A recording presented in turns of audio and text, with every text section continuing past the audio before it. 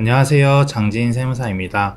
오늘은 보유세 폭탄에 대비하는 증여 전략이라는 주제로 영상을 만들어 보았는데요. 증여면 증여지 웬 보유세 폭탄? 이렇게 생각하실 수도 있지만 현재 돌아가는 상황을 봤을 때 앞으로 부동산 관련된 보유세가 늘어날 수도 있다는 생각이 들기 때문입니다. 현 정부에서 부동산 관련 세제를 통해서 집값을 잡지 않겠다고 미리 공언했지만 현재 돌아가는 상황을 봤을 때는 부동산 관련 세제들이 강화될 수도 있겠다는 생각이 들고 있습니다. 그리고 그 중에서도 특히 보유세 관련된 부분이 강화가 될 수 있다고 생각이 드는데요. 먼저 오늘 구체적인 내용을 말씀드리기 앞서서 부동산 증여는 왜 하는 것인지에 대해서 먼저 한번 말씀을 드리도록 하겠습니다. 부동산 증여는 왜 하는 것일까요?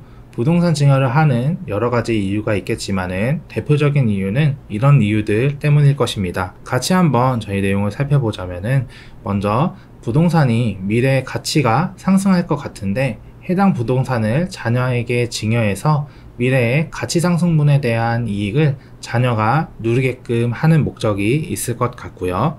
그리고 두 번째로는 자녀에게 증여를 해주고 싶은데 기존 부동산을 매각하고 양도소득세를 내고 남은 금액을 다시 현금을 증여하게 되면 자녀의 구매력이 하락하게 되면서 그 정도 수준의 부동산을 살 수가 없기 때문에 그럴 바에는 차라리 그냥 부동산을 증여를 하는 것이죠.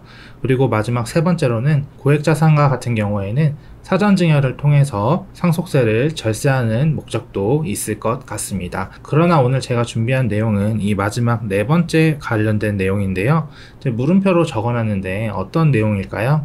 바로 보유세 부담을 완화하기 위해서입니다. 보유세 부담에 대해서 말씀드리기 전에 부동산 관련된 세금을 같이 한번 살펴보도록 할게요. 부동산의 세금은 보유 단계별로 세 가지로 나눌 수 있는데요. 취득, 보유, 처분 각각의 단계별로 발생하는 세금을 살펴보도록 하겠습니다. 먼저 취득 시에는 취득세가 발생을 할 것이고요. 그리고 보유 시에는 재산세나 종합부동산세 그리고 종합소득세가 발생할 것입니다. 그리고 처분할 때는 당연히 양도세나 상속증여세가 발생할 것 같은데요. 제가 앞에서 보유와 관련된 세금이 강화될 것 같다고 말씀을 드렸는데 그렇게 말씀드린 주된 근거는 이미 취득과 처분 단계에서 부동산 관련 중과세가 어느 정도 시행이 되고 있기 때문입니다. 먼저 취득 단계를 한번 살펴보면 조정대상지역 매매 취득세 중과세는 이미 시행이 되고 있고요. 마찬가지로 조정대상지역 증여 취득세 중과세도 이미 시행이 되고 있습니다. 그리고 처분 시에 발생하는 세금도 굉장히 중요한데요. 조정대상지역 양도세 중과세가 올해까지 유예되던 것이 내년 5월 10일부터 시행될 것으로 예상되고 있습니다. 그래서 취득과 처분 시에 발생하는 세금에 대해서는 어느 정도 중과세가 이미 시행을 하고 있기 때문에 만약에 부동산 관련 세금을 강화하게 된다면 보유 측면에서 발생하는 세금을 강화할 것이라고 예측이 되는 것이죠. 그러면 저희가 오늘 살펴본 보유 단계의 세금은 구체적으로 어떤 세금들이 있을까요? 먼저 보유 단계의 세금은 크게 세 가지 정도로 나눌 수가 있는데요. 첫 번째 재산세가 있고요. 두 번째 종합부동산세가 있고 마지막 세 번째로는 주택임대소득에 대한 종합소득세가 있을 것 같습니다. 재산세와 종합부동산세는 매년 6월 1일 해당 부동산을 보유하고 있는 분에게 과세가 되고 있는데 재산세와 종합부동산세의 주된 특징은 인별과세로서 주택을 소유한 1인에게 부과되는 세금이라는 점이 있습니다. 그리고 주택임대소득에 대한 종합소득세 또한 부부 합산 소유 주택수가 2주택 이상인 경우부터 월세가 과세가 되기 시작하는데요.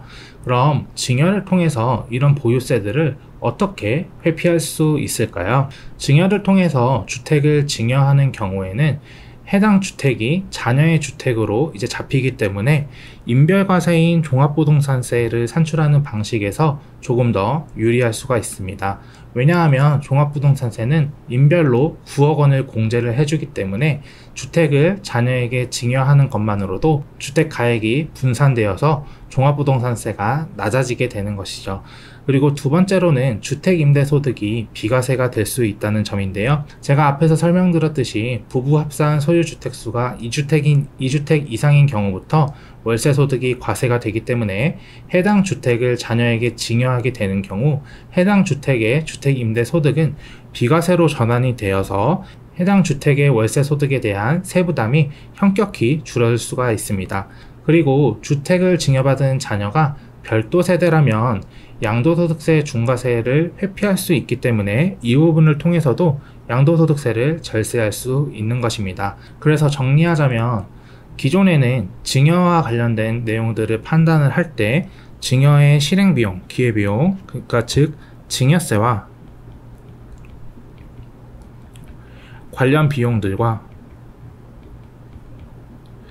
이런 내용들을 가지고만 판단을 했다면은 앞으로는 보유세 부담 완화라는 측면에서 부동산 증여의 실익을 한번 판단해 보실 필요가 있다는 점입니다.